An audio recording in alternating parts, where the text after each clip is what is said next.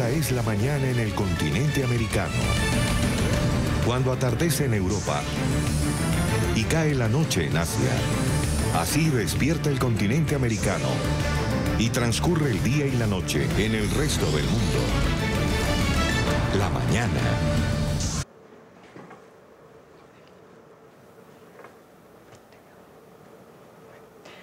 Representantes de una veintena de países, principalmente quienes integran el Grupo de Lima, abandonaron así el recinto cuando Jorge Arreaza se disponía a hablar. Esta imagen, que le dio la vuelta al mundo, ocurrió durante el Consejo de Derechos Humanos de la ONU en Ginebra. La acción coordinada por el Grupo de Lima, del que hace parte Colombia, fue secundada por la Unión Europea, que en lugar de abandonar la sala, optó por rebajar el nivel de su representación diplomática durante la intervención de Arreaza, donde el ministro de Maduro abogó por un encuentro entre el presidente estadounidense Donald Trump con Maduro, con Nicolás Maduro. Insistió en buscar un terreno en común. Por su parte, Mike Pence, el vicepresidente estadounidense, dijo que lo único que había que discutir con Maduro era la fecha de su salida. Y volvemos a plantear el camino del diálogo. El diálogo con Estados Unidos. Sí, ¿por qué no? Entre el presidente Maduro y el presidente Donald Trump, que se reúnan. Ahí están las diferencias, trabajemos en las coincidencias entonces.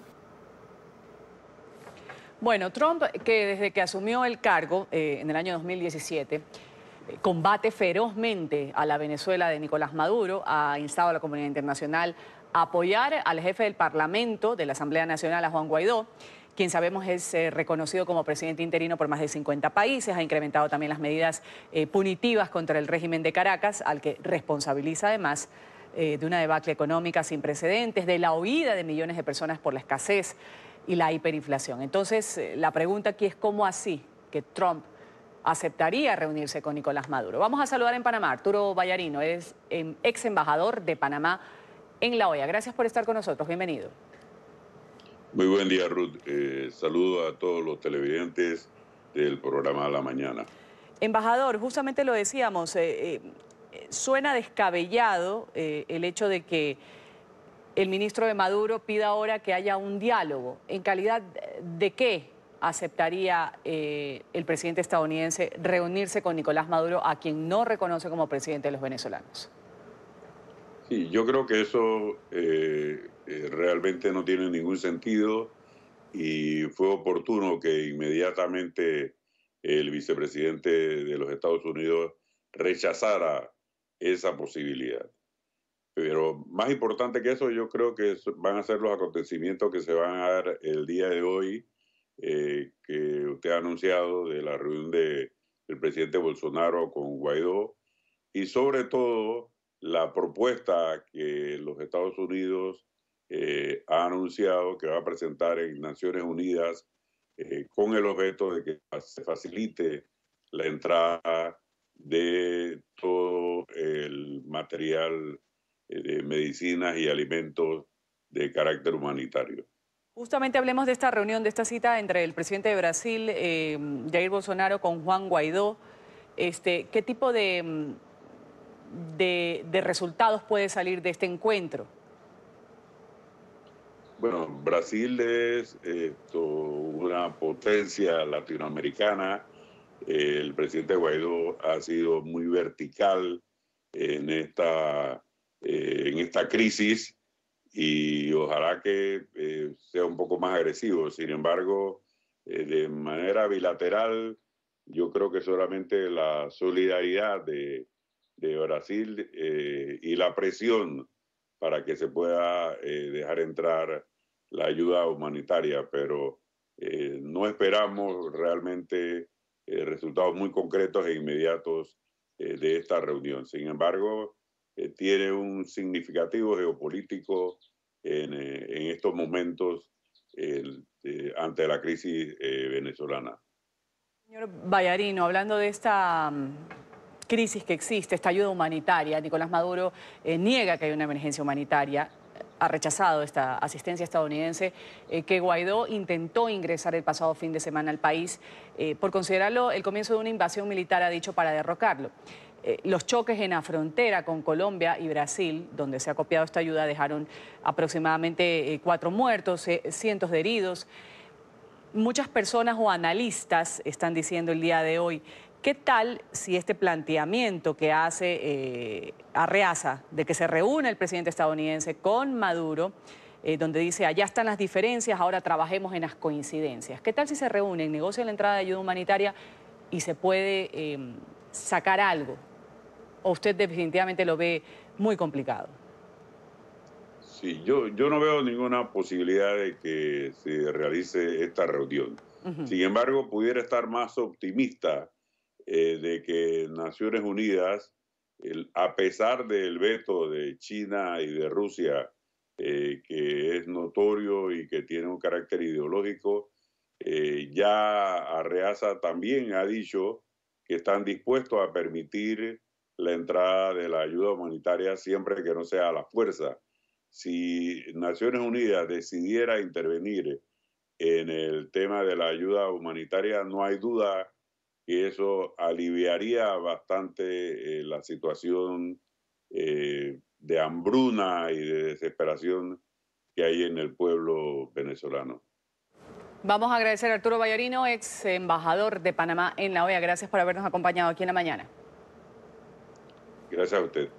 Justamente el Consejo de Seguridad de la ONU vuelve el día de hoy a tener discusiones sobre la crisis en Venezuela.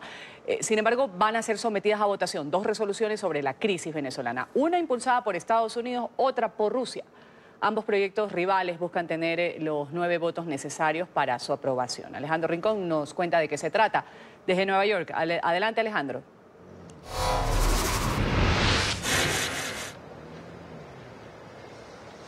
Hola, feliz jueves para todos. ¿Logrará el principal cuerpo diplomático del mundo o no establecer un acuerdo sobre la peor crisis sociopolítica que el continente americano haya visto en las últimas décadas? ¿Podrán los integrantes del Consejo de Seguridad de Naciones Unidas resolver sus diferencias para encontrar un terreno común y sentar una postura colectiva sobre este caso? Estas son algunas de las preguntas que toda la comunidad internacional se hace justo ahora, cuando se ha previsto la votación de 2 proyectos de resolución sobre la crisis venezolana. La primera vez en la historia que el ente rector de Naciones Unidas llega a dar cabida a esta posibilidad. 2 textos están ahora siendo sometidos a consideración por parte de los 15 integrantes del Consejo de Seguridad. Uno planteado por los Estados Unidos, que busca hacer un llamado inmediato a elecciones presidenciales que sean libres, justas y creíbles, y adicionalmente hace un llamado para que se busquen métodos o mecanismos pacíficos para resolver la crisis venezolana. Se opone a este texto uno planteado por Rusia, otro de los asientos permanentes del Consejo de Seguridad y que tiene poder de veto, un texto planteado por los delegados de Moscú en el que se hace un llamado a la no injerencia en los asuntos venezolanos, un texto que además plantea la posibilidad de que se haga un llamado directo pero a los venezolanos para que ellos resuelvan sus diferencias por propia cuenta, sin ningún tipo de intervención de algún ente que sea extranjero.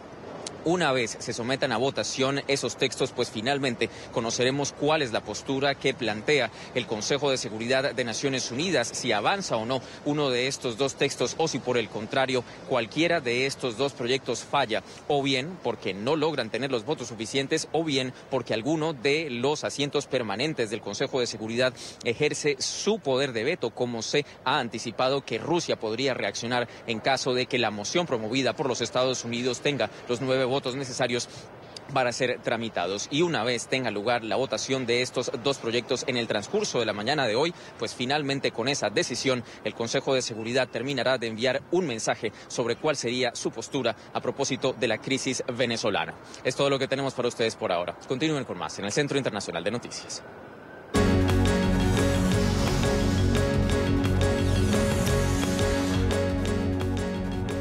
Claro que sí, continuamos con la culminación inesperada de la cumbre entre el presidente Donald Trump y Kim Jong-un. El punto de discordia habría sido la petición que le hizo Kim Jong-un al mandatario estadounidense de levantar las sanciones a cambio de la desnuclearización. Saludamos a esta hora a Gesell Tobías, periodista de nuestra cadena aliada La Voz de América, quien nos tiene el reporte. Gesell, adelante. Efectivamente, muy buenos días para ustedes, buenas noches acá en Hanoi, Vietnam. Pasamos de un caluroso apretón de manos que duró casi 10 segundos al cierre abrupto de una cumbre que ni siquiera logró concluir como estaba planificada. De acuerdo a la Casa Blanca y a su agenda, el presidente Donald Trump tendría un almuerzo de trabajo con el líder norcoreano Kim Jong-un. Posteriormente firmarían un documento a las 2 de la tarde y luego, a eso de las 4 de la tarde hora local, tendrían una conferencia de prensa conjunta. Sin embargo, como ya todos sabemos, no ocurrió nada de esto, ni siquiera pudieron sentarse a la mesa para tener este almuerzo juntos, como lo habíamos visto la noche anterior. La noche anterior, recordemos que el presidente Donald Trump se había sentado a cenar al lado del líder norcoreano.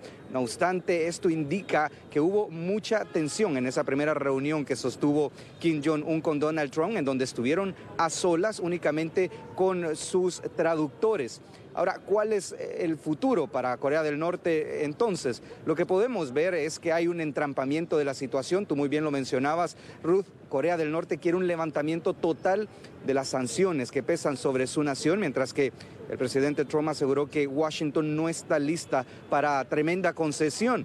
Por su parte, Washington también quiere que Corea del Norte complete un total desmantelamiento de las armas nucleares en su posesión, y Corea del Norte, Kim Jong-un específicamente, dijo que solo estaba dispuesto a levantar ciertas partes de su proyecto nuclear. Por lo tanto, ambas partes, al parecer, y esto es según lo dijo el mandatario estadounidense en una conferencia de prensa, continuarán dialogando. No obstante, no se espera que llegue una nueva cumbre a futuro. La tensión podría nuevamente reavivarse. Lo que sí dijo el mandatario estadounidense es que Kim Jong-un se había comprometido a no renovar las pruebas balísticas nucleares que en el pasado habían puesto una tensión enorme entre la comunidad internacional en la región. Por el momento, Kim Jong-un se queda con sus armas nucleares. Por el momento, la paz entre Corea del Norte y Corea del Sur no llega. Recordemos que ambas naciones continúan en guerra y se esperaba que en este diálogo este también fuera uno de los puntos que se pudiera tratar, el llegar a un acuerdo para ponerle fin a esta guerra que comenzó en 1950. Por el momento, eso no es una realidad, mientras que las sanciones continuarán pesando sobre Corea del Norte. El presidente Donald Trump, después de su conferencia de prensa, se fue inmediatamente de acá de la ciudad. Agradeció al gobierno de Vietnam por las hospitalidades que le ofrecieron a la delegación estadounidense, y ahora mismo se encuentra rumbo a Washington, en donde seguramente las críticas volverán. Por el lado de Corea del Norte, el líder Kim Jong-un continúa en Vietnam y estará acá hasta el sábado. Sostendrá algunas reuniones con funcionarios locales. Posteriormente, en su regreso a Corea del Norte, lo hizo por tren, recordemos, también hará una parada en China para reunirse con el líder chino Xi Jinping. Este es el informe que tenemos desde Hanoi, Vietnam. Soy Gesell Tobías. Regreso contigo, Ruth.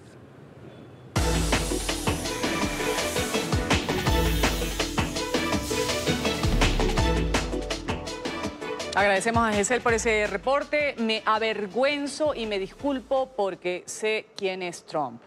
Un racista, un estafador, un embustero. Palabras para nada suaves, mencionadas por el ex abogado de Trump. Hablamos de Michael Cohen, que puso en aprietos a su ex cliente mientras contó su verdad ante una audiencia parlamentaria pública televisada también sobre los negocios privados del presidente de los Estados Unidos, también sus vínculos con Rusia que podrían haber influido en las presidenciales del 2016. Emiliana Molina desde Washington nos reporta. Emiliana.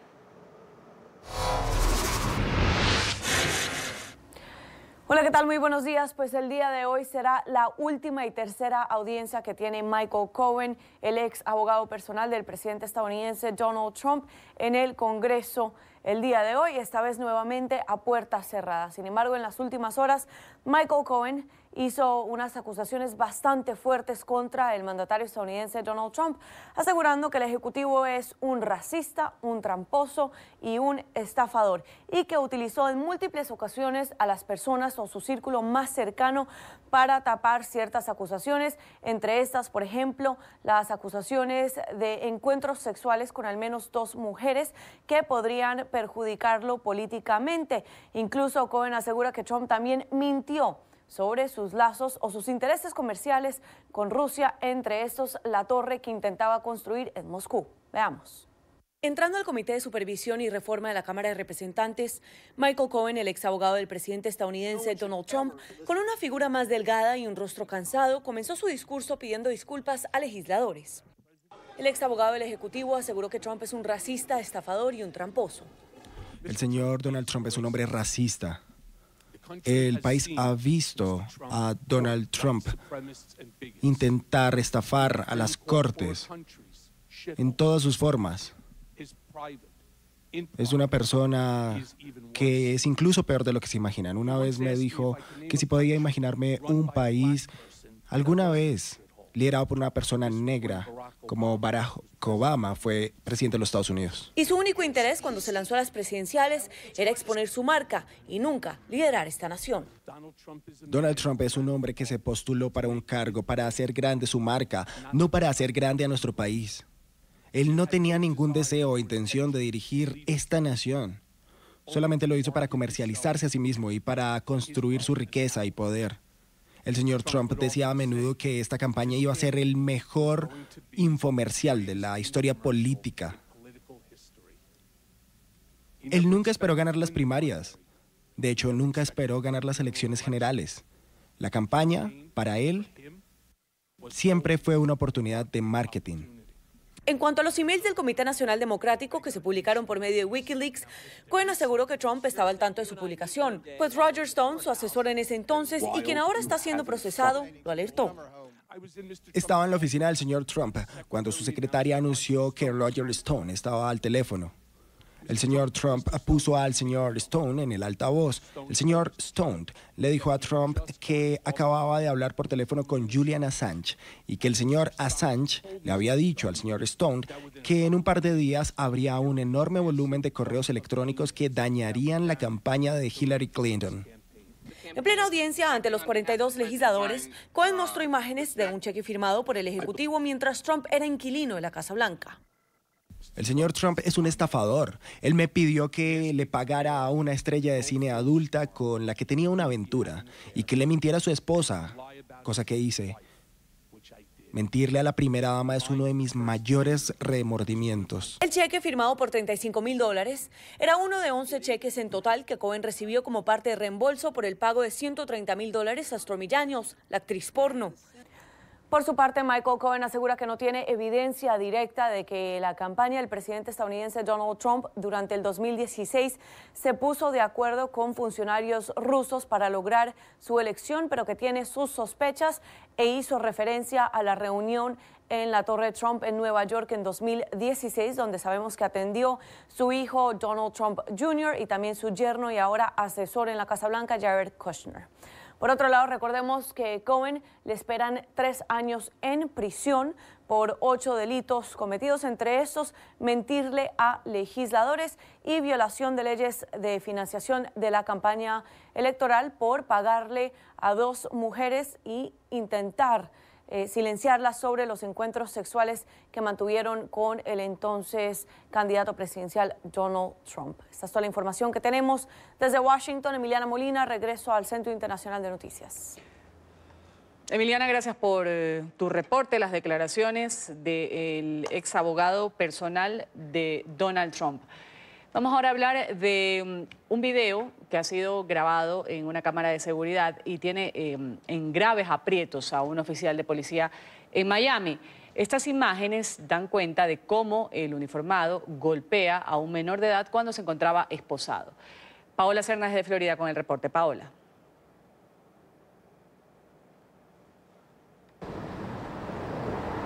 Hola, ¿qué tal? Muy buenos días. El sargento Manuel Regueiro y el oficial Alex González, ambos pertenecientes a la fuerza de la policía del condado Miami-Dade, están enfrentando cargos por parte de la Fiscalía Estatal de la Florida. Esto después de que ha sido revelado un video del año 2018 en el cual 4 agentes, incluyendo los que recibieron estos cargos, entraron a una residencia en la cual realizaban una investigación por presunto robo a vehículos. Allí arrestaron a Brian Crespo, quien fue la persona que ha hecho la denuncia, donde se ve que al ser esposado recibe una cachetada por parte de uno de los agentes que ahora está enfrentando los cargos. También, según la declaración que ha hecho Crespo ante la Fiscalía, algunos objetos con los cuales se conectaba la cámara de seguridad fueron hurtados y esto hace parte de los cargos que enfrentan los agentes. Ha dicho la fiscal estatal del estado de la Florida, Catherine Fernández, que espera llegar hasta las últimas consecuencias en esta investigación, y también los jefes de la policía del condado Miami-Dade han dicho que rechazan esas actitudes por parte de los agentes en contra de estas personas que fueron detenidas y que además no contaban con una orden de allanamiento para entrar a esta vivienda. Es la información desde Miami. Soy Paola Serna. Continúen con más desde nuestros estudios centrales. Muy buenos días. Paola, un buen día. Gracias por ese reporte. Vamos aquí a dar paso a los anuncios comerciales. Enseguida retornamos con más. Vamos a hablar del régimen de Ortega y la oposición, que celebran el día de hoy la segunda sesión de diálogos. Vamos a continuar con más del programa La Mañana de NTN 24, hablando del segundo día de reuniones entre Daniel Ortega y la oposición, que tiene como objetivo precisamente buscar la salida pacífica a esta crisis sociopolítica que vive el país hace más de un año. Por segundo día consecutivo, las partes se van a encontrar en lo que se ha denominado el encuentro por el entendimiento y la paz. Ya se definió una hoja de ruta. Durante la primera jornada, las partes trabajaron sobre una propuesta inicial de 12 puntos, los que se aprobaron 9 de estos 12 puntos, aunque el contenido de los mismos todavía no ha trascendido. México en camino a una seguridad pública militarizada. La Cámara de Diputados vota hoy la iniciativa que tiene como objetivo crear la Guardia Nacional. Este proyecto deberá ser ratificado por al menos 17 congresos estatales antes de iniciar sus operaciones para combatir la inseguridad en el país. El 16 de enero el Senado recibió este proyecto que tras varias modificaciones fue abordado el 21 de febrero por este organismo por unanimidad entre los partidos. Según la propuesta del presidente Andrés Manuel López Obrador, la Guardia Nacional va a ser una institución de seguridad pública de carácter civil. Contempla una temporalidad de 5 años para que las Fuerzas Armadas se retiren gradualmente de las calles.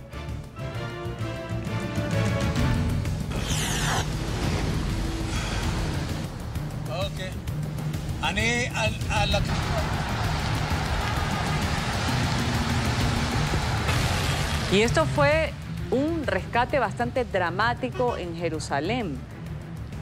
Un hombre cuyo automóvil quedó atrapado por una inundación en un valle cerca de la Ciudad Santa fue rescatado por los equipos de socorro. Las inundaciones repentinas han sido ocasionadas por las fuertes lluvias en esta zona. El hombre fue llevado al hospital, donde fue tratado por hipotermia.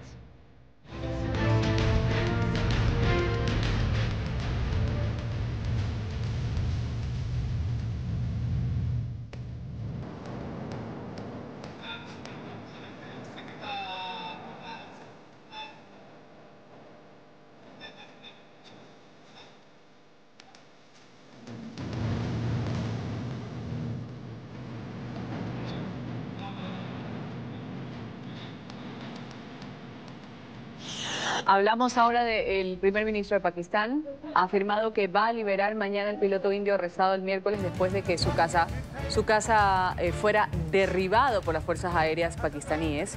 Esto durante un combate aéreo. Dijo que la liberación es un gesto de paz. La ONU ha llamado a la India y a Pakistán a tomar medidas para rebajar las tensiones. Ambas naciones son potencias nucleares, lo que causa preocupación en la comunidad internacional.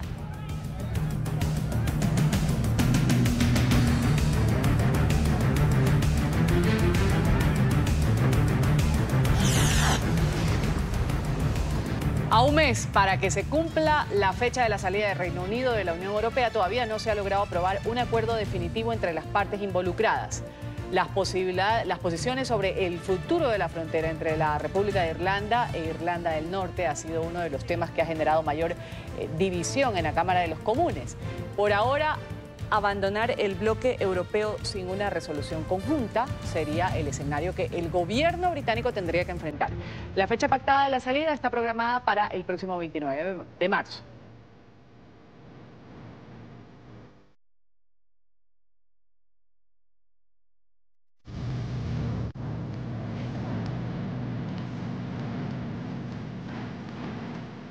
En Venezuela hay incertidumbre por la llegada en los próximos días al país por el retorno de Juan Guaidó.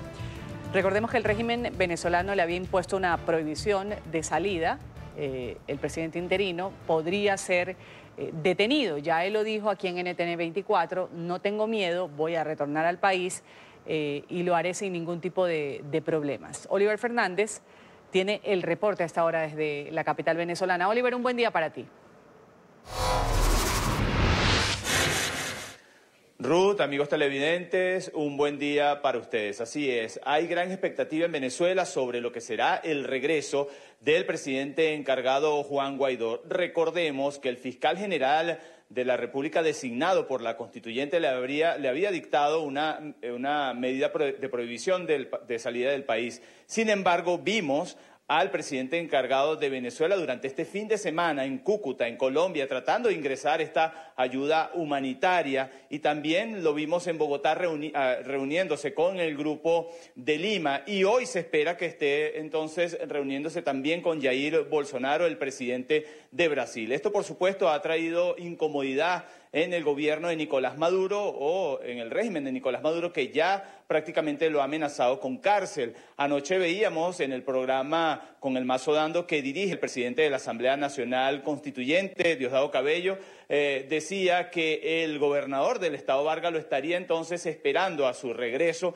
en el aeropuerto internacional de Maiquetía. Esto no ha amilanado al presidente encargado de Venezuela, quien ya ha dicho en varias ocasiones o en varias entrevistas que un presidente en el exilio no le sirve a los venezolanos y que está dispuesto a regresar. Incluso dijo que va a convocar a los ciudadanos a una gran manifestación el día de su regreso. También hemos tenido la oportunidad de conversar con algunos internacionalistas, entre ellos Milos Alcalá, y dijo que esto traería un costo político muy duro para el régimen de Nicolás Maduro si se le ocurre detenerlo. Vamos a escucharlo.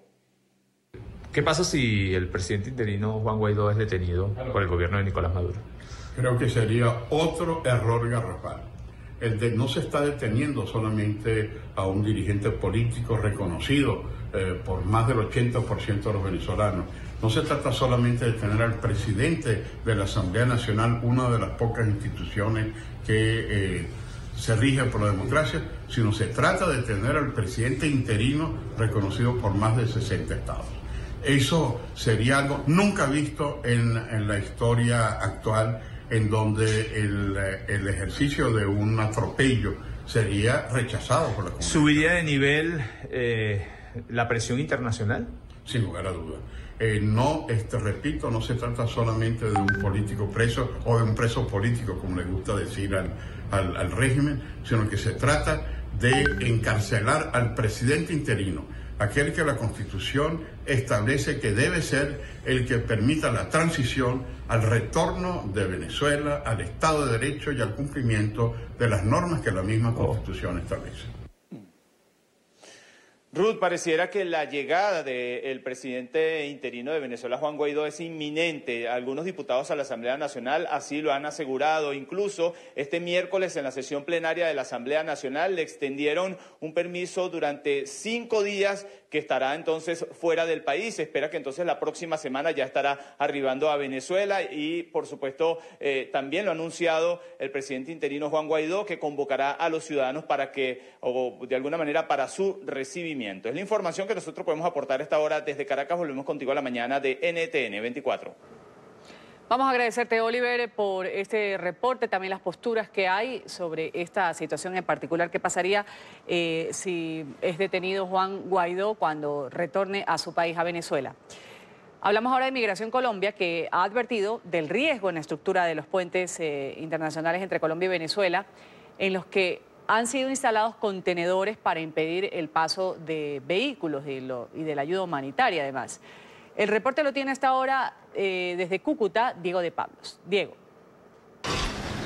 Hola, buenos días. Los saludo desde la autopista internacional a pocos metros de la frontera colombo-venezolana. Y les comento que los puentes internacionales hoy que comunican el norte de Santander con el estado Táchira amanecieron en completa calma. Hace 24 horas no se presentan alteraciones del orden ni enfrentamientos entre las Fuerzas Armadas venezolanas y también la resistencia bolivariana. Lo que sí hay preocupación es en las autoridades de Colombia por lo que puede ser las estructuras de los puentes internacionales, sobre todo la estructura del puente de Tienditas. Recuerden Recuerden ustedes que hace algunos días las autoridades venezolanas instalaron unos containers. En las últimas horas, a través de unos videos, se pudieron dar cuenta de que estos containers habían sido rellenados con material pesado y que eso puede afectar lo que tiene que ver con el puente de Tienditas. También soldaron estas containers para poder impedir su movilización. Veamos lo que dice Migración Colombia sobre el estado actual de los puentes internacionales, sobre todo el puente de Tienditas. Están poniendo material, peso estático sobre estos puntos, poniendo en riesgo esta infraestructura. Esto se une adicionalmente a los incendios que generaron los colectivos de venezolanos el pasado sábado. En las próximas horas las autoridades también evaluarán la estructura del puente Simón Bolívar y del puente Francisco de Paula Santander para evaluar cuáles son los daños que tienen después de todas estas situaciones. Eso es todo por el momento desde la frontera colombo-venezolana. Continúen ustedes en nuestro Centro Internacional de Noticias. Muy buenos días. Diego, gracias por ese reporte desde Cúcuta. Vamos a continuar con el programa y hablamos de la euforia a la decepción. Estas dos palabras que se transformaron inmediatamente. El acuerdo iba a terminar en un acuerdo, pero resultó que no. Ha culminado ya la cumbre entre Donald Trump y Kim Jong-un en Hanoi. El presidente de Estados Unidos dijo que el pedido del levantamiento de sanciones por parte del régimen norcoreano determinó este fin abrupto. La Casa Blanca ha calificado, sin embargo, de muy buenas, de constructivas también estas reuniones que mantuvieron los mandatarios. Trump abandonó el hotel de Hanoi, ahí mantenía reuniones con Kim Jong-un para dirigirse a su propio hotel, dar una conferencia de prensa, y Kim hizo lo mismo. They wanted the sanctions lifted. Básicamente querían que se levantaran las sanciones en su totalidad, y nosotros no podíamos hacerlo. Estaban dispuestos a desarmar gran parte de las áreas que queríamos, pero no podíamos renunciar a todas las sanciones por eso. Así que seguiremos trabajando y ya veremos, pero tuvimos que alejarnos de esa sugerencia en particular. Tuvimos que alejarnos de eso. Antes de partir de Hanoi de regreso a Washington, el presidente Trump habló de Venezuela, ha pedido a las autoridades venezolanas que permitan la entrada de ayuda humanitaria estadounidense porque la gente se muere de hambre. Ha asegurado que es muy difícil creer que el régimen de Maduro prohíba la entrada de provisiones al país. El mandatario estadounidense ha declarado que se está introduciendo suministros en algunas ciudades, en algunas zonas, las más necesitadas, pero no es un trabajo fácil, ha dicho, es muy difícil.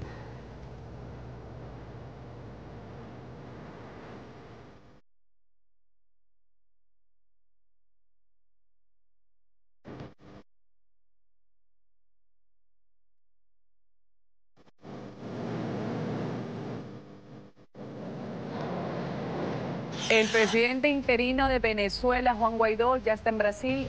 Se va a reunir con el presidente brasileño Jair Bolsonaro en momentos que aumenta la presión internacional sobre Maduro.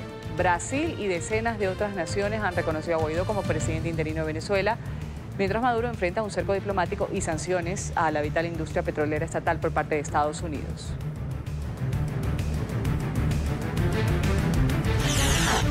En medio de la petición de detractores del régimen venezolano para que visite el país, la alta comisionada para los derechos humanos de la ONU, Michelle Bachelet, ha sostenido un encuentro con el canciller del régimen madurista, Jorge Arreaza.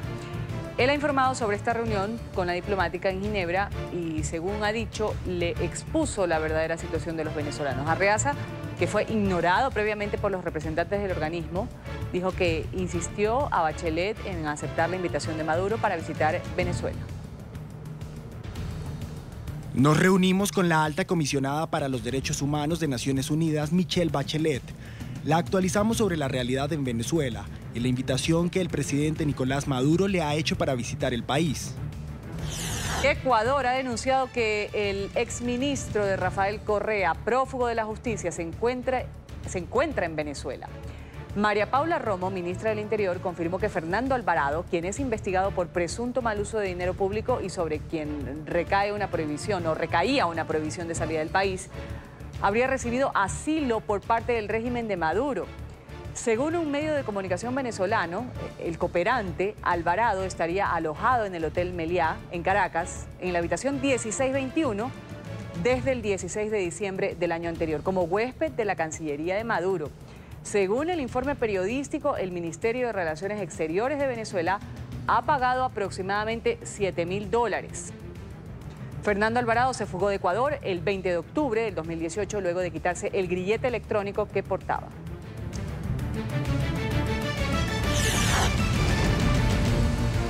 Las autoridades de Estados Unidos han demolido los prototipos del muro que el presidente Trump ordenó construir en la frontera de San Diego y la ciudad mexicana de Tijuana. Con maquinaria, trabajadores de la construcción lograron derribar 7 de las barreras y solo quedó en pie un muro fabricado con metal que no pudieron tumbar.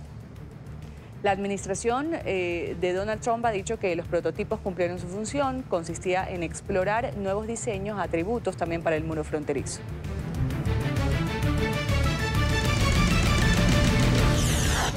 Y hoy se han conocido los videos de las cámaras de seguridad en la estación central de trenes en el Cairo que captaron ayer el momento en el que una locomotora chocó contra un muro en el extremo de un andén. Este hecho dejó 25 muertos, decenas de heridos.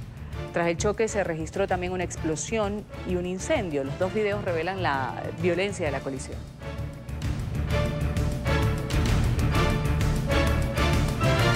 Saludar a esta hora en Buenos Aires, en Argentina, a Jorge Knoblovitz, el expresidente de la delegación de Asociaciones Israelitas Argentinas. Gracias por estar con nosotros en la mañana de NTN 24. Bienvenido. Gracias por comunicarse con nosotros por este tema. Y quisiéramos saber los argumentos que ustedes tienen o qué tan seguros están de que este robo definitivamente ha sido un disfraz y era un ataque dirigido, que se sabía a quién se iba a atacar. Lo que tenemos certeza es que sabían a quién atacaban y que fue un ataque feroz de 7 personas contra un rabino que manifestaron que sabían que era el gran rabino del área. Y como nos ha pasado en las situaciones de desaparición forzada de personas en Argentina, en la dictadura militar, en cualquier evento de delito, el mundo judío padece mayores consecuencias. Y lo que se está dirimiendo justamente es si el delito es solo el robo o además el delito que es antisemitismo, porque en Argentina la discriminación y el antisemitismo es un delito por ley. Señor Knoblovitz, voy a pedirle algo. Le estoy escuchando con mucha dificultad. Si usted tiene el micrófono, colocárselo un poco más cerca de la boca porque se filtra mucho el sonido ambiental. De acuerdo. ¿Cómo está? ¿Cuál es el estado de salud de la persona que fue atacada? Como usted bien lo describe, pues ha sido un ataque brutal, golpes, no era una persona, eran varias personas. Tengo entendido que primero ingresaron unos, luego estos mismos le abrieron la puerta a otro grupo de delincuentes. Eran 7 personas, yo lo visité al rabino hace 3 días y estaba estable, pero con una operación reciente de perforación de pulmón para una punción, y efectivamente entró una persona por un patio, esa persona le abrió a las 6 personas restantes. Creo que el domingo le van a dar alta, pero sigue comprometido porque 9 costillas rotas no es un tema menor. Correcto. ¿Cómo se lucha? Porque ustedes lo que están diciendo es que esto es un hecho que alarma. Ya lo de la profanación de las tumbas también generó mucha alarma. Se ha pronunciado el presidente Macri y ustedes están exigiendo el esclarecimiento de este hecho. Hay una intranquilidad enorme, además, por lo sucedido. ¿Cómo se combate el antisemitismo? ¿Cuál sería la fórmula efectiva? Se combate con educación, porque muchas veces el antisemitismo abreva en la ignorancia, y además se combate con legislación. Y eso es lo que tenemos que hacer ahora, porque hay un nuevo antisemitismo que es el antisemitismo en las redes sociales.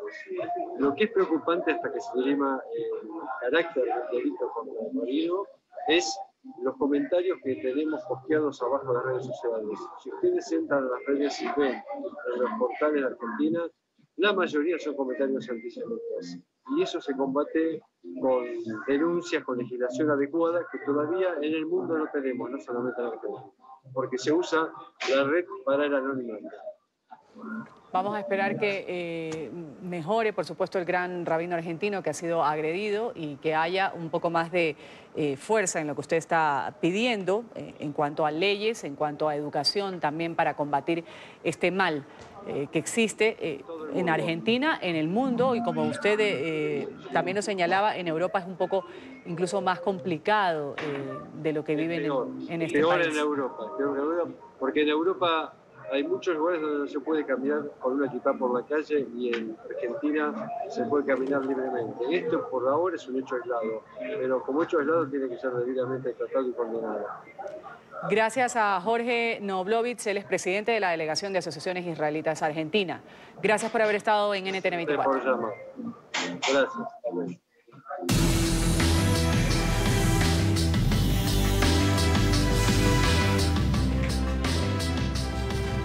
Esta mañana el ministro de Asuntos Exteriores de España ha vuelto a referirse a la crisis en Venezuela. Ha dicho que se va a reunir con el representante designado por Juan Guaidó en la península ibérica y que van a debatir cuál será el estatus. En Madrid, Marcelo Moncayo tiene el reporte. Marcelo, un buen día. Hola, ¿qué tal? Un cordial saludo para todos ustedes en la mañana, amigos televidentes. Este día muy temprano aquí en el Ministerio de Asuntos Exteriores, su ministro Josep Borrell mantuvo un encuentro con representantes de la prensa extranjera para hablar sobre la posición de España ante diversos temas, uno de ellos sobre la crisis venezolana. El ministro aseguró que en estos momentos su despacho se está analizando todavía qué estatus se le dará a Antonio Eccarri, quien es el embajador designado por Juan Guaidó para España. Todavía no se ha decidido qué tipo de estatus diplomático se le reconocerá. Hay que tener todavía, aseguró el ministro, con Antonio Eccarri, algunas reuniones para saber cuáles son las necesidades que tiene la Asamblea venezolana sobre este tema. También el ministro aseguró que cualquier posible sanción futura que se tome en contra de miembros del gobierno de Nicolás Maduro tendrá que ser decidida a nivel de la Unión Europea, porque esto le daría más fuerza. Escuchemos al ministro español, Josep Borrell. La señora Eccarri se presentó hace unos días. El Ministerio está estudiando los planteamientos que hace en nombre de la Asamblea Nacional Venezolana y va a ser recibido dentro de poco otra vez para analizar cuál es su situación y tomar las medidas que correspondan, que no puedo anticipar, por supuesto, antes de comentarlas con él. España está jugando un liderazgo europeo en esta materia y todas las medidas que se tengan que tomar son mucho más fuertes, mucho más potentes si se toman en el marco de la Unión Europea. Y allí, en todo caso, es donde se tendrá que debatir lo que corresponde hacer en función de del desarrollo de los acontecimientos, que, como hemos comentado, son muy volátiles. Hoy está el grupo técnico que se desplazó a Caracas, va a informar a la Comisión Política del Consejo y la próxima reunión se estudiará la situación.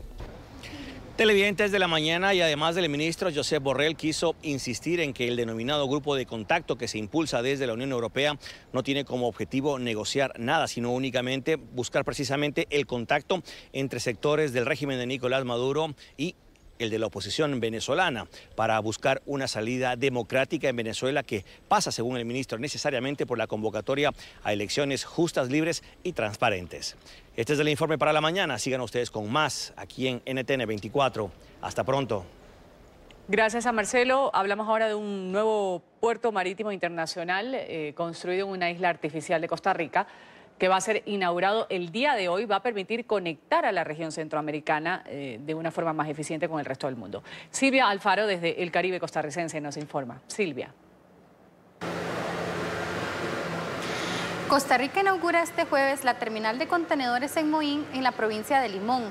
La construcción de esta terminal requirió una inversión de $1.000 millones y fue diseñada, construida y será operada por la empresa APM Terminals.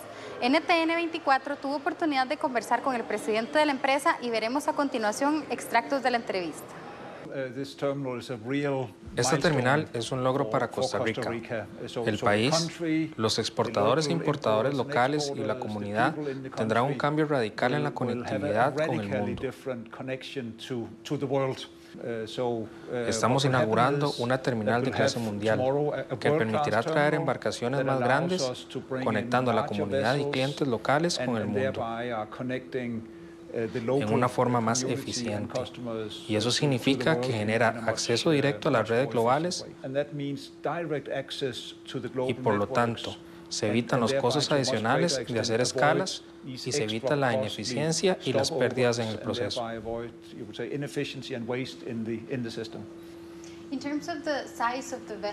En relación con el tamaño de las embarcaciones, APM Terminals podrá atender barcos de nuevos tamaños y contenedores de mayor capacidad. ¿Nos puede explicar cómo esto potenciará las exportaciones desde Costa Rica?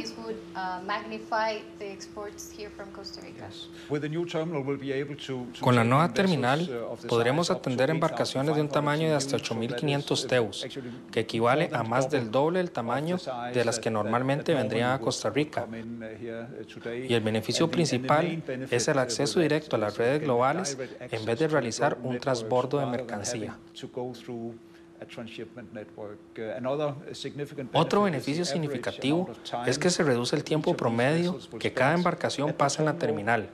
En este momento, el tiempo promedio es de aproximadamente 40 horas y se espera que baje aproximadamente a 15 horas para generar una productividad más alta. ¿Qué viene ahora para la región de Centroamérica y el Caribe en temas de comercio y esta nueva ventana que se abre en Moín? Definitivamente esperamos que en Costa Rica se vea un aumento en el comercio exterior. Lo que hemos visto en otras locaciones es que cuando otras terminales inician operaciones, conectan mejor la región con el mundo y es esperable que veamos mejoras en el comercio. Vemos que se generan nuevos puestos de trabajo y esperamos que en Costa Rica también. Existen estudios que reflejan que el comercio nacional puede crecer un 20% en los próximos años, debido al incremento en el nivel de competitividad de Costa Rica. La terminal de contenedores de Moín posicionará a Costa Rica en el puesto número 1 de conectividad según el Foro Económico Mundial. Genera 650 empleos directos y tiene potencial para generar hasta 147,000 empleos en los próximos 10 años. Para NTN 24, Silvia Alfaro. Gracias por ese reporte, Silvia.